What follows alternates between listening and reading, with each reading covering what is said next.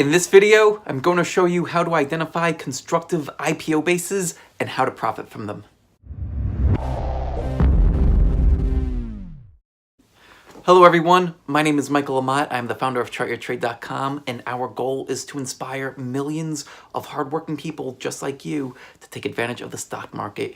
So in this video, I want to show you how to identify proper IPO bases and how you can profit from them.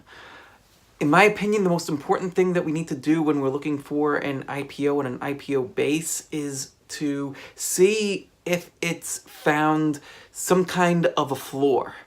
When stocks IPO, they typically run up real hard, real fast, and then they'll consolidate in a hurry. And so we want to have some time between when the stock actually does IPO, when it has that initial public offering, to when we ultimately buy it. So that way it has some time to consolidate that initial pop and then be able to be ready for us to buy and profit from. So I have 3 examples to show you.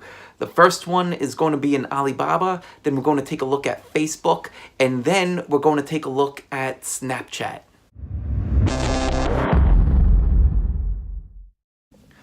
First, let's take a look at Alibaba.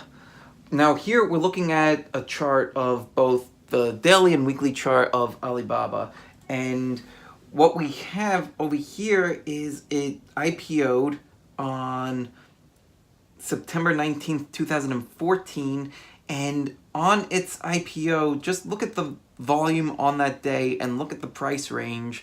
And for anybody that actually bought on that day, there was a price range of about 10%, and they needed to sit with, if you bought on this day, you weren't profitable until you started to get to the beginning of November, really, well, when it started to take off.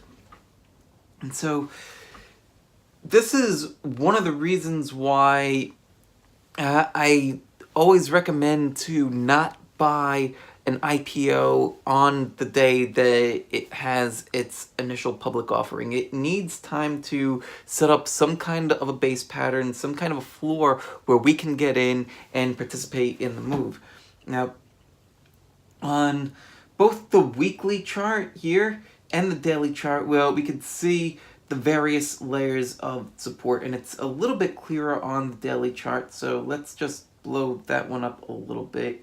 And you could see here that it's trying to test the bottom, then it makes a lower low, then it makes another lower low, and then it starts to rally. But while it was doing all of that, it's making these various layers of resistance, right? So the top layer of resistance is over here, that's the first high. Then it's this high over here that doesn't get tested until about a month later. Then when it starts to get over here, it starts to really form this primary layer of resistance. And the reason why I say that it's a primary layer of resistance is because it's being tested multiple times. It's tested over here, or you could make the argument that it's tested back here, but it's tested over there, tested over there, over here, and then it's finally starting to break out above it over here. And back in 2014, this was actually the first time that I traded Alibaba, right on this day over here. And it started to work. It started to break out, and it broke out of the classic pivot over here, and it started to run up higher. What's important about this trade is where it is not just getting in at the lower price, but where you're going to place your stops. So over here, on that breakout, I'm looking at my stop to be placed down here because you have both the 5-day and the 10-day exponential moving averages down here, and it just started to make that 21-day exponential moving average as well. So if Alibaba did reverse, it would need to get through all those moving averages as well as the prior couple of days lows. So to me, that's a solid stop placement, and it was risking only about 4%. So a very good stop placement, solid reward to risk ratio, and just a good place to get in as it starts to break out of this advanced pivot over here. But there's many ways to get in. If you missed out on that, you could be getting in at the advanced pivot, but I wouldn't get in just as it's breaking out. I would wait for it to consolidate a little bit, and I actually think the better time to get in would have been as it broke above this high over here and play against that low over there, even this low over here, so that way you have the 5-day exponential moving average and the 10-day exponential moving average creeps up right away, and that would be good for also about 4.5%. And then you get the run-up, quick run-up, and then it starts to consolidate again. And back in 2014, I did not have the same kind of risk management that I do now, and so back then I held through all this mess and ended up selling below the 50-day moving average, whereas I should have been scaling out up here and probably be out of the majority of my shares as it broke below this 10-day exponential moving average. But we live and we learn. Let's take a look at Facebook.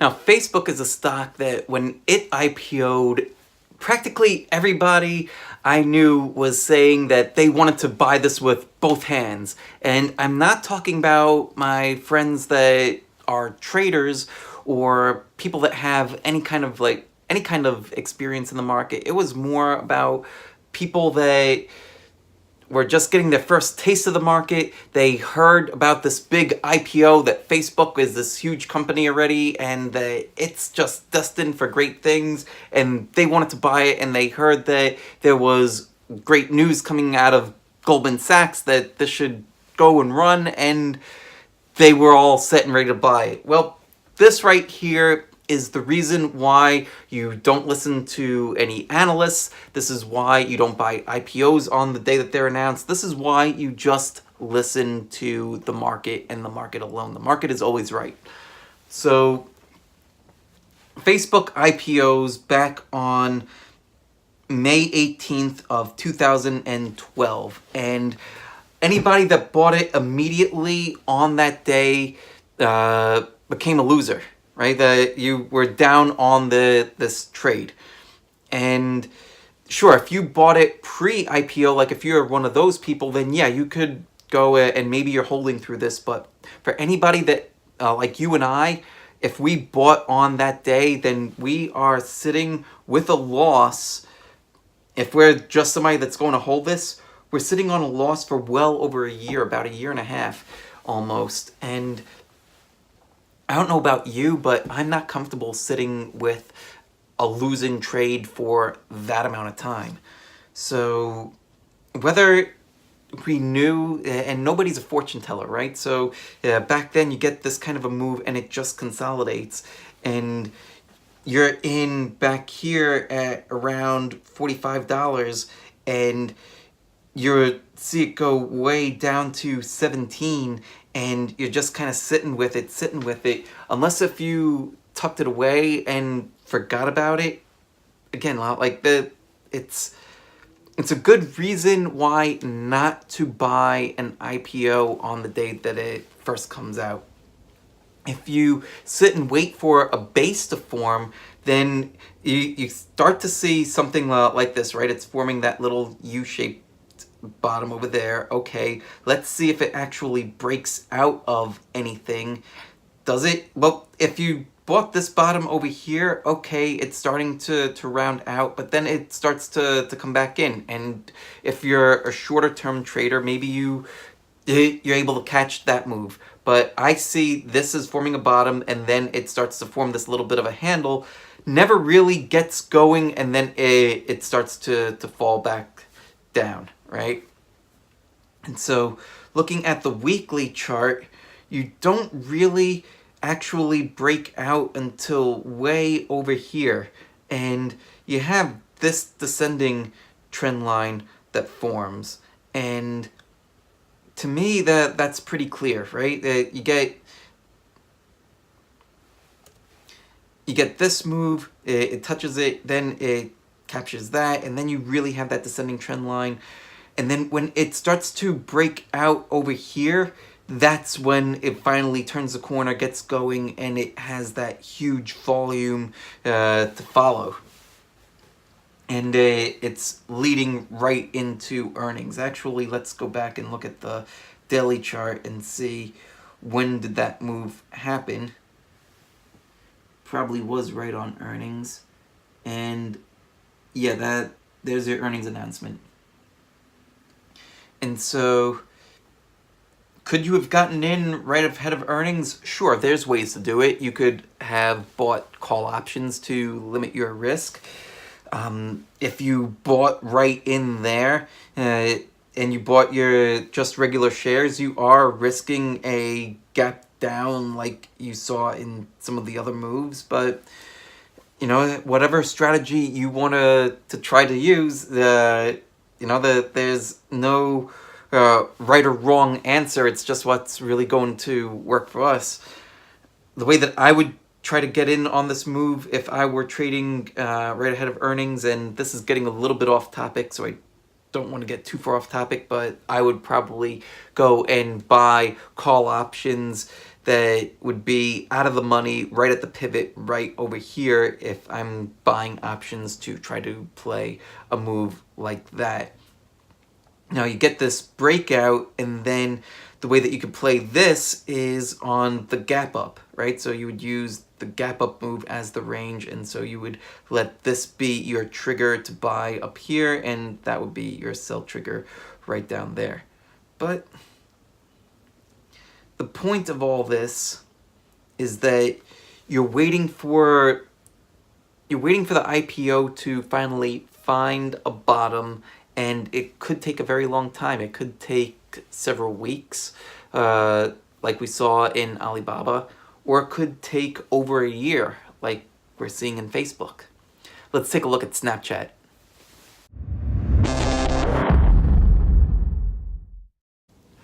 Now, I think that Snapchat is super interesting. Looking at this IPO base, I think that it's very similar to me to what we just saw in Facebook. Yes, it didn't consolidate in exactly the same way. Yes, it didn't take quite as long, but you get this same kind of move on earnings after it's breaking out of what is not really a perfect descending trend line, right? Like you get this over here, maybe, it's not really as clean. You can't really draw something that's,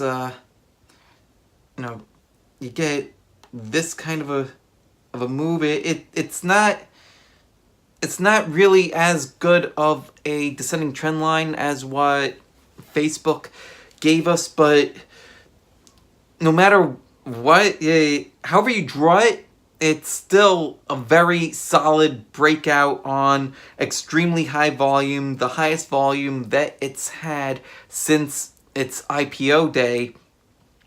And now you're starting to get a little bit of this formation over here. And we haven't spoken about this kind of formation yet, but this is actually, looks like it's setting up to be either a flag if you're looking at it on a daily chart, right? So you're getting that huge gap up and then just the sideways consolidation. Or if you're looking at it more so on the weekly chart, could potentially be a pennant. So we'll need to see what happens the rest of this week or what happens next week. But on a move like that, if it continues to tighten up, then it's great because you get to be closer and closer and closer to having your entry point and your exit point very close together, and that's something that helps you leverage your position and take a much larger position because you're only risking, say, 2% or 3% rather than risking 6 or 7% on a much wider entry and exit. And so we'll see if this momentum continues. I like the dry up in the volume while it's making this sideways consolidation. I like that it's continuing sideways while it's allowing these longer term moving averages to begin to catch up. You already have the 21-day exponential moving average supporting the low of that gap up.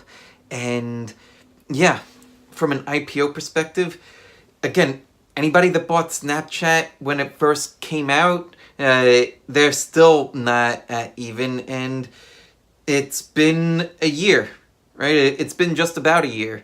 So do yourself a favor. Do not buy IPOs when they first come out. Wait for them to consolidate. Wait for a bottom to form. And then if you see a setup starting to form, test it. If it doesn't work, back away. Let another setup come and then try to go in. And you might have to test it out a couple of times, but I would much rather get in way down here at $15, or if it breaks out of this, get in at around $19 versus buying way up here at $30 and sitting on what's close to a 40% loss. So that's my thought on IPO bases. Thank you all so much for watching. I truly, truly appreciate it. If you have any questions at all, please leave them in the comment section below and I will personally help you. Also, if you like this video, click that thumbs up button. That's really going to help us out a lot. And also make sure that you subscribe to the channel so that way you get every single update. Thanks again for watching, and I'll see you again in the next video. Take care and have a great day.